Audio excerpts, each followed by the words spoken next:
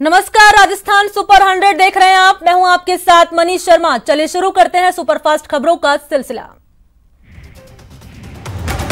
लद्दाख में जारी तनाव के बीच भारत चीन पर बढ़त बनाए हुए हैं। भारतीय सेना ने अब पैंगोंग त्सो झील के किनारे फिंगर 4 के पास कई चोटियों पर कब्जा कर लिया। सूत्रों ने बताया कि भारतीय सेना ने अगस्त के आखिर में ही ऊंचाई वाले इलाकों पर कब्जा करने के लिए झील के दक्षिण से ऑपरेशन शुरू कर दिया था।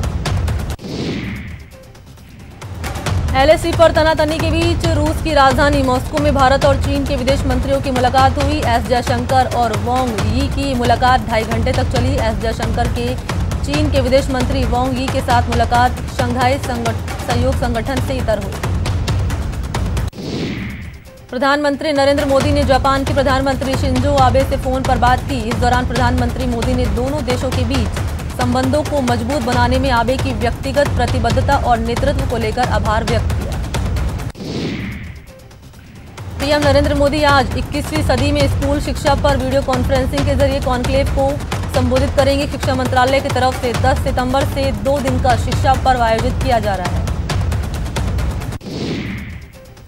बीजेपी अध्यक्ष जेपी नड्डा आज 2 दिन के बिहार दौरे पर आ रहे हैं। माना जा रहा है कि नड्डा की मुलाकात बिहार के सीएम और जेडीयू अध्यक्ष नीतीश कुमार से होगी। इस दौरान सीट शेयरिंग फॉर्मूले पर भी बातचीत होने की संभावना है। कोरोना संकट के समय बेरोजगार हुए मजदूरों को लेकर आरएसएस प्रमुख मोहन भागवत ने चिंता जाहिर की। उन्होंने कहा कि शहरी क्षेत्रों में मजदूरों और ग्रामीण क्षेत्र में किसानों के लिए कार्य होना चाहिए। 14 सितंबर से शुरू होने वाले मानसून सत्र के लिए तैयारियां पूरी हो गई हैं। लोकसभा अध्यक्ष ओम बिरला ने बताया कि कोरोना के गाइडलाइन के मुताबिक सत्र का संचालन होगा। कंगना के समर्थन में उमा भारती और साध्वी प्रज्ञा उतरी हैं। दोनों ने महाराष्ट्र के मुख्यमंत्री उद्धव ठाकरे पर निशाना साधा और कहा कि उद्धव ठाकरे ने बाला साहेब की गरिमा को गिरा दिया है। बॉलीवुड एक्ट्रेस कंगना रनौत की मां आशा रनौत ने बीजेपी का दामन थाम लिया। उन्होंने कांग्रेस से इस्तीफा दे दिया। बीजेपी से जुड़ने के बाद आशा रनौत ने कहा कि कंगना के साथ जो हुआ उसके बाद बीजेपी में आना ही पड़ा। सुशांत केस में ड्रग्स कनेक्शन में गिरफ्तार रिया चक्रवर्ती और उनके भाई शोभिक की जमानत पर मुंबई के स्पेशल कोर्ट आज फैसला सुनाएगा। इससे पहले गुरुवार को कोर्ट ने उनकी याचिका पर सुनवाई के बाद फैसला सुरक्षित रख लिया था। मजिस्ट्रेट कोर्ट की तरफ से जमानत याचिका खारिज होने के बाद रिया और शोभिक ने NDPS एक्ट के तहत कोर्ट का दरवाजा खटखटाया था। उत्तरी कश्मीर के बारामूला जिले के उड़ी सेक्टर में सेना के जवानों ने एक बार फिर से आतंकियों के नापाक मंसूबे नाकाम कर दिए। सुरक्षा बलों ने LOC के करीब आतंकियों के लिए सीमा पार से भेजा गया हथियारों का जखीरा बरामद किया। स्वामी अग्निवेश की तबीयत बिगड़ने के बाद दिल्ली के institute of liver and biliary sciences में भर्ती करा दिया गया, जहां उनकी हालत गंभीर है। उन्हें वेंटिलेटर पर रखा गया है।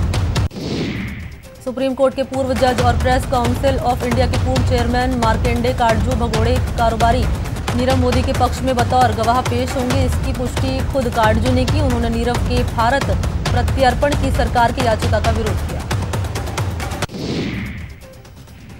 पूर्व भारतीय ऑफ स्पिनर हरभजन सिंह ठगी का शिकार हो गए। उनके साथ 1-2 लाख रुपए की नहीं बल्कि 4 करोड़ की ठगी हुई है। इसके लिए हरभजन ने चेन्नई की उद्योगपति के खिलाफ वहां की सिटी पुलिस को शिकायत भी दी है। गुरुवार को सीएम अशोक गहलोत की अध्यक्षता में स्टेट वाइल्ड लाइफ बोर्ड की बैठक हुई। इस बैठक में कई बड़े फैसले हुए। सीएम ने टाइगर रिजर्व में पर्यटकों से ली जाने वाली इको डेवलपमेंट सरचार्ज को रिजर्व विकास और आसपास के गांवों के विकास पर खर्च करने के निर्देश दिए। सीएम गहलोत ने वाइल्ड लाइफ डिवीजन का अलग से कैडर बनाने और वन रक्षकों की भर्ती में स्थानीय लोगों को प्राथमिकता देने के निर्देश दिए। सीएम ने कहा कि स्टेट वाइल्ड लाइफ बोर्ड की बैठक साल में कम से कम 2 बार होनी चाहिए। सीएम ने तीनों बाघ परियोजनाओं के प्रबंधन और मॉनिटरिंग को बेहतर बनाने के निर्देश दिए। सीएम ने कहा कि विलायती बबूल के प्रसार को रोकने की अपील की। विलुप्त वन्यजीव प्रजातियों के संरक्षण में स्थानीय लोगों को सहयोग लेने की मांग की। सीएम अशोक गहलोत ने भरतपुर के केवलादेव राष्ट्रीय उद्यान में पानी की उपलब्धता की समीक्षा की। सीएम ने कहा कि घना पक्षी उद्यान जैव विविधता की दृष्टि से दुनिया का महत्वपूर्ण संरक्षित क्षेत्र है। सीएम ने बैठक के दौरान पांचना लिफ्ट इरिगेशन प्रोजेक्ट की प्रगति की भी समीक्षा की। उन्होंने जल संसाधन विभाग के सचिव नवीन महाजन को निर्देश दिए कि इस परियोजना का काम जल्द से जल्द पूरा किया जाए ताकि रबी की फसल किसानों को लाभ मिल सके।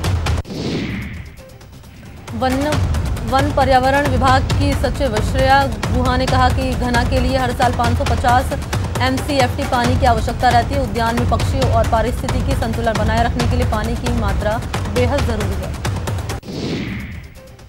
सीएम अशोक गहलोत ने CMR में बायोडिग्रेडेबल गमले में पौधा रोपकर 71वां राज्य स्तरीय वन महोत्सव का शुभारंभ किया। मुख्यमंत्री गहलोत ने वाहन को हरी झंडी दिखाकर रवाना किया। इसके बाद सीएम ने राज्य वन्यजीव सलाहकार मंडल की बैठक ली। इस बैठक में प्रदेश में वन्यजीव संरक्षण पर चर्चा हुई। प्रदेश में नए संरक्षित क्षेत्र बनाने, नए टाइगर रिजर्व स्थापित करने, रणथंभौर समेत वन्यजीव संरक्षण पर चर्चा की गई। बाघिन MT4 की तबीयत ठीक नहीं है। 3 दिन पहले वन विभाग को मिली MT4 बाघिन के लंगड़ाने का कारण गुरुवार को सामने आया। बाघिन इसलिए लंगड़ाकर चल रही थी क्योंकि उसके अगले बाएं कंधे पर मांस फट गया था। अगले पंजे के ऊपर छोटा घाव हो रहा था। महर्षि दयानंद सरस्वती विश्वविद्यालय के कुलपति प्रोफेसर RP सिंह की छुट्टी हो गई है। राज्यपाल कलराज मिश्र ने MDSU के कुलपति डॉक्टर RP सिंह को निलंबित कर दिया है। वहीं MDS यूनिवर्सिटी के घूसकांड के आरोपी दलाल रणजीत को 14 सितंबर तक ACB की रिमांड पर भेज दिया, जबकि आरोपी कुलपति RP सिंह और महिपाल को 24 सितंबर तक जुडिशियल कस्टडी में भेजने के आदेश दिए। डूंगरपुर में BPT विधायक रामप्रसाद डिंडोर की तबियत अचानक बिगड़ गई। डिंडोर डूंगरी पर अभ्यर्थियों से मिलने पहुंचे थे। भरतपुर कांकरिया डूंगरी पर ST अभ्यर्थियों का पड़ाव चल रहा है। गर्मी और 150 फीट ऊंची पहाड़ी पर चढ़ने से उनकी तबियत बिगड़ गई। जिला अस्पताल में डॉक्टर्स की टीम ने विधायक रामप्रसाद का उपचार किया। डॉक्टर्स के मुताबिक फिलहाल विधायक की BP सामान्य है और कोई खतरे जैसी बात नहीं, लेकिन फिर भी विधायक को ICU में भर्ती किया जा रहा है। झुंझुनू की शिक्षक अनीता मिश्रा ने CBSE टीचर्स अवार्ड प्राप्त कर पूरे प्रदेश को गौरवान्वित किया। बुधवार को केंद्रीय शिक्षा मंत्री रमेश पोखरियाल ने देश के 38 शिक्षकों को प्रतिष्ठित CBSE टीचर्स अवार्ड 2020 से नवाजा था। अनीता मिश्रा झुंझुनू जिले में संचालित आवासीय बालिका विद्यालय बिरला बालिका विद्यापीठ में वाइस प्रिंसिपल है। वर्चुअल हुए इस कार्यक्रम में झुंझुनू NIC के जरिए शिक्षा मंत्री से रूबरू होकर अनीता मिश्रा ने यह अवार्ड प्राप्त किया। बाड़मेर के सिरधरी ओवरब्रिज पर गलत दिशा से आ रही बाइक सामने से आ रहे सेना के ट्रक से टकरा गई। हादसे में बाइक सवार दोनों युवकों की मौत हो गई। सूचना पर कोतवाली पुलिस मौके पर पहुंची, शव को अपने कब्जे में लिया, मोर्चरी में रखवाया। वहीं क्षतिग्रस्त वाहनों को हटाया। अभी तक शवों की शिनाख्त नहीं हो पाई। टोंक के पीपलू उपखंड के चौगाई गांव में फॉर्म पॉन्ड में डूबने से बुजुर्ग की मौत हो गई है। SDRF की टीम ने बुजुर्ग के शव को बाहर निकाला। मृतक बुजुर्ग की पहचान हरिपुरा गांव निवासी रामकरण के रूप में हुई है। भरतपुर बयाना में आवारा पशुओं का आतंक है। गुरुवार को एक शख्स को आवारा सांड कई बार जमीन पर पटका, लेकिन हालांकि लोगों को शोर करने पर आवारा सांड उसे छोड़कर भाग गया। घायल शख्स अस्पताल में भर्ती है। बीकानेर के करनी नगर में बीकाजी फैक्ट्री में बीती रात आग लग गई। आग लगने के चलते फैक्ट्री में अफरा तफरी का माहौल हो गया और इस दौरान फैक्ट्री के कर्मचारी बाहर निकल गए। फायर ब्रिगेड ने आग पर काबू पा लिया। चित्तौड़गढ़ ACB के हत्थे घूसखोर वीडियो और JTA चढ़े हैं। इन दोनों को ACB ने 50,000 की रिश्वत लेते गिरफ्तार किया था। दोनों कर्मचारियों ने फर्म मालिक से निर्माण कार्यों के लिए 6 लाख की रिश्वत मांगी थी। बांसवाड़ा की खमेरा थाना पुलिस ने वाहन चोर गिरोह का पर्दाफाश किया। पुलिस ने गिरोह के 3 सदस्यों को गिरफ्तार किया। इनके पास से 9 2-व्हीलर और बाइक्स का सामान जब्त किया। ये गिरोह मौज मस्ती और अपना महंगा शौक पूरा करने के लिए वाहनों की चोरी करता था। पिछले दिनों केलामाला पीपलू खूट इलाके में लावारिस कार मिली थी। इसको भी इसी गिरोह ने चुराया था और इस्तेमाल करने के बाद नाले में धक्का दे दिया था। बूंदी में तालेड़ा इलाके के बड़दा बांध पर पार्टी कर रहे 6 लोगों की चरवाहों से मारपीट हो गई। इन लोगों ने बाबूलाल भील नाम के चरवाहे की पीट कर हत्या कर दी, जबकि मनोज भील नाम के एक और शख्स को घायल कर दिया। वारदात की सूचना पर पुलिस मौके पर पहुंची और मौका मुआयना किया। पुलिस ने अज्ञात बदमाशों के खिलाफ मामला दर्ज कर जांच शुरू की। बूंदी के लाडपुर गांव में बिजली विभाग की सतर्कता टीम पर लोगों ने हमला कर दिया। इसमें सहायक अभियंता और होमगार्ड के 2 जवान घायल हो गए। बिजली विभाग की टीम बिजली चोरी पकड़ने गई थी। कोटा में बड़ौद कस्बे में बिजली चोरी की शिकायत पर बिजली विभाग की विजिलेंस टीम पर लोगों ने हमला कर दिया। बिजली विभाग ने पुलिस में शिकायत दर्ज कराई। बाद में पुलिस के साथ बिजली विभाग की टीम मौके पर पहुंची और बिजली चोरी करने वालों के कनेक्शन काट दिए। चूरू के राजकीय भर्ती अस्पताल में शराबी ने हंगामा कर दिया। इतना ही नहीं, उसे रोकने पर वो अस्पताल कार्मिकों से मारपीट कर उतारू हो गया। उसने चौकी के एसआई से बदसलूकी भी की और उसको काबू करने के लिए थाने से अतिरिक्त वाहन जवान बुलाने पड़े। बीदासर में विद्युत विभाग के सहायक अभियंता की दबंगई सामने आई। दरअसल सहायक अभियंता राजेश मीणा के पास एक किसान अपनी शिकायत लेकर गया था। उस किसान का शिकायत पत्र फाड़कर डस्टबिन में डाल दिया। पीड़ित किसान का कहना है कि एईएन के नशे में बदसलूकी और ऑफिस से धक्के मारकर बाहर निकाल दिया। पीड़ित ने उपखंड अधिकारी से मामले की शिकायत की, लेकिन अब तक कोई पहल नहीं की। टोंक की पीपलू थाना पुलिस ने अवैध बजरी परिवहन के खिलाफ कार्रवाई की। पुलिस ने बजरी से भरा एक डंपर और 3 ट्रैक्टर ट्रॉली को सीज किया।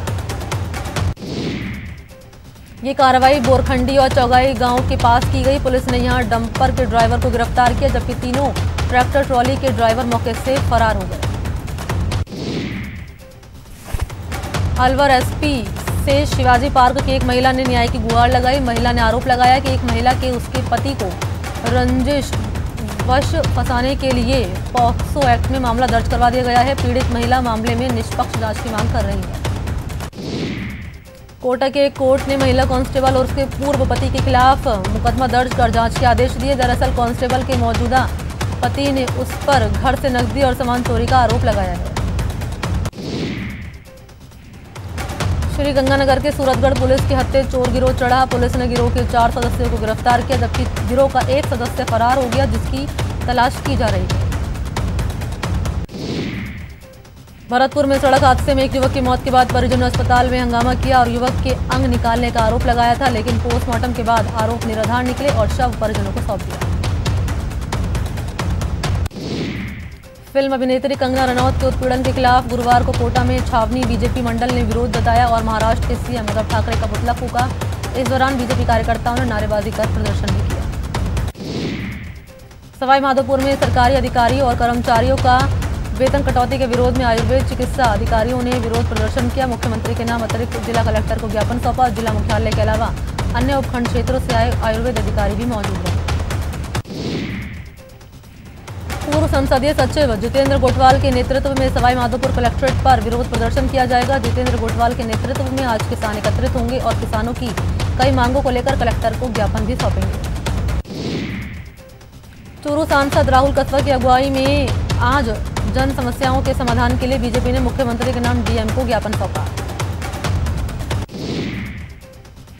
अलवर में सांसद महंत बालकनाथ के नेतृत्व में किसानों की समस्याओं को लेकर बीजेपी ने कलेक्ट्रेट पर प्रदर्शन किया और इसके बाद जिला कलेक्टर के नाम मुख्यमंत्री के नाम ज्ञापन सौंपा।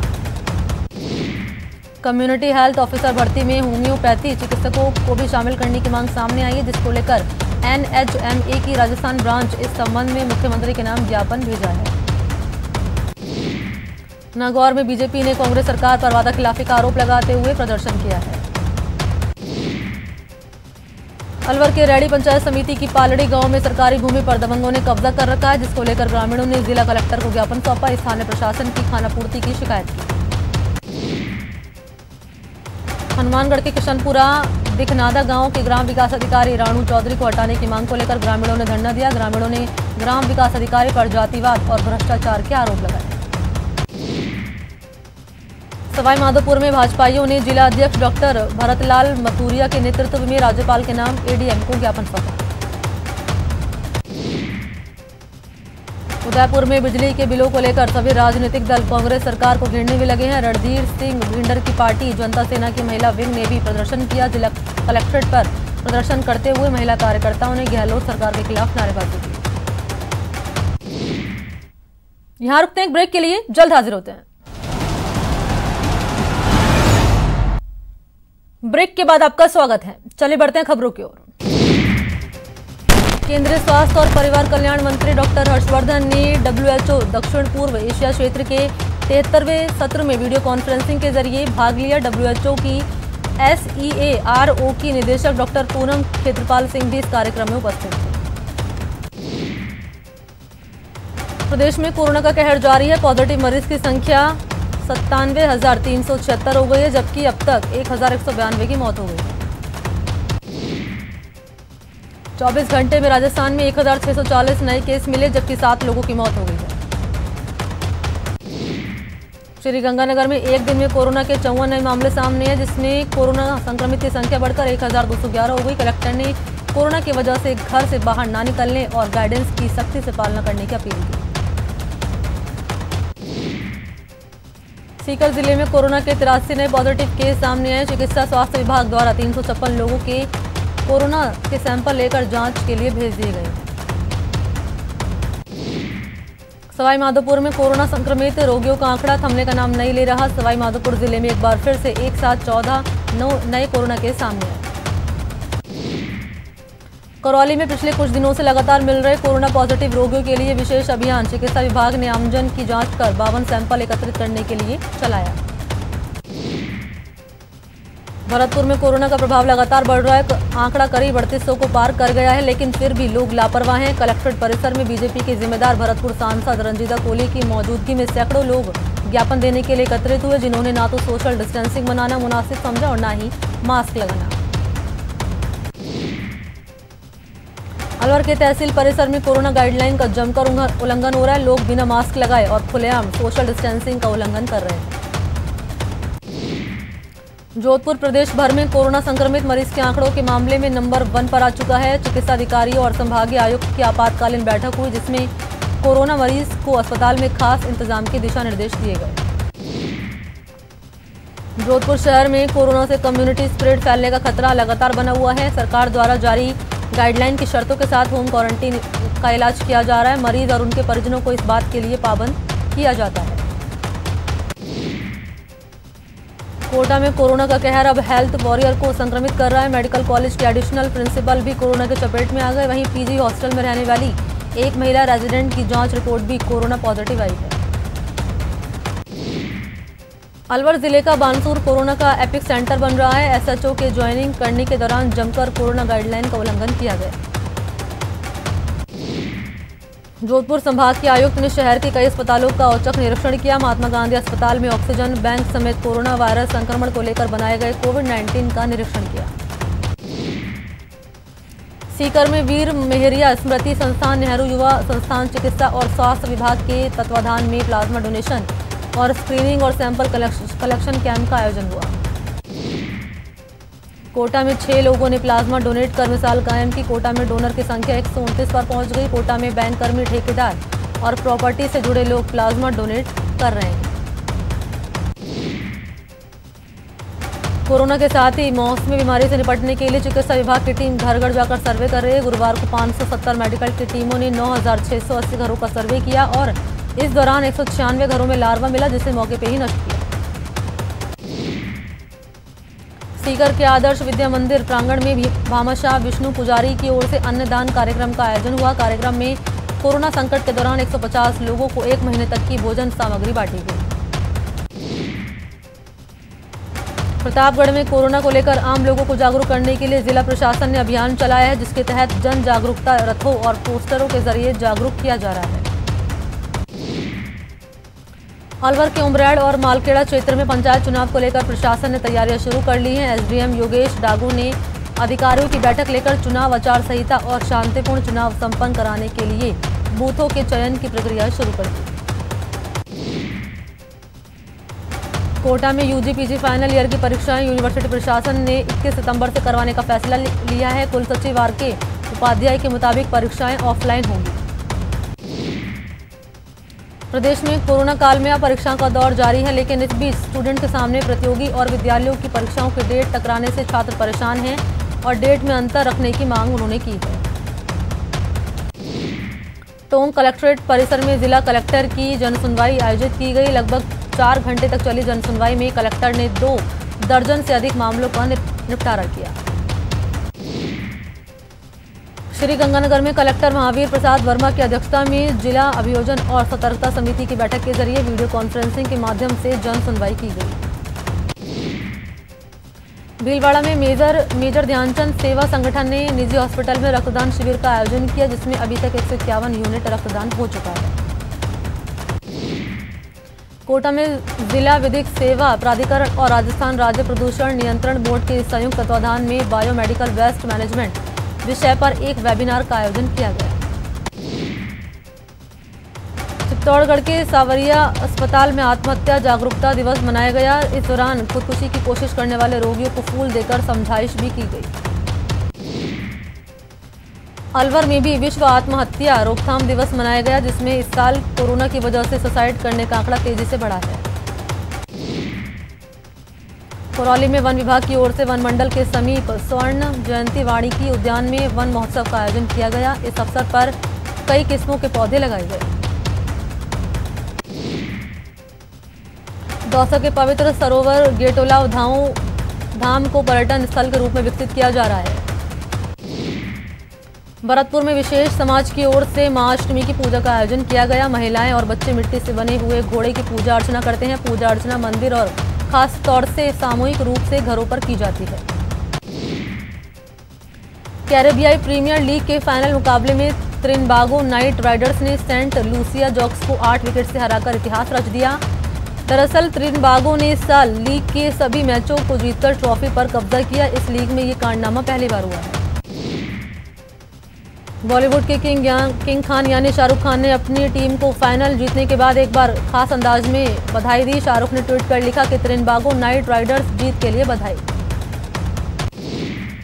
पूर्व तेज गेंदबाज शोएब अख्तर को जल्द ही पाकिस्तान का चीफ सिलेक्टर नियुक्त किया जा सकता है। इस बारे में पीसीबी और उनके बीच बातचीत चल रही है। 19 सितंबर को इंडियन प्रीमियर लीग यानी आईपीएल के 13वें सीजन का पहला मैच मौजूदा चैंपियन मुंबई इंडियंस और पिछले साल की उपविजेता टीम चेन्नई सुपर किंग्स के बीच खेला जाएगा। चेन्नई सुपर किंग्स के दिग्गज बल्लेबाज शेन वॉटसन का मानना है कि ये सीजन उनकी टीम चैंपियन बन सकती है। इसके पीछे उनका तर्क था कि टीम के पास अनुभवी और क्वालिटी प्लेयर्स दोनों मौजूद हैं। वर्ल्ड कप विजेता पूर्व भारतीय हरफनमौला क्रिकेटर युवराज सिंह ने पंजाब क्रिकेट संघ के अनुरोध पर संन्यास से वापसी का फैसला लिया। इसके बाद उन्होंने बीसीसीआई अध्यक्ष सौरव गांगुली को चिट्ठी लिखी। विश्व कप 2011 के प्लेयर ऑफ द टूर्नामेंट रहे युवराज ने पिछले साल जून में क्रिकेट के सभी प्रारूपों से संन्यास लेने की घोषणा की थी। इसी के साथ इस बुलेटिन में इतना ही। नमस्कार।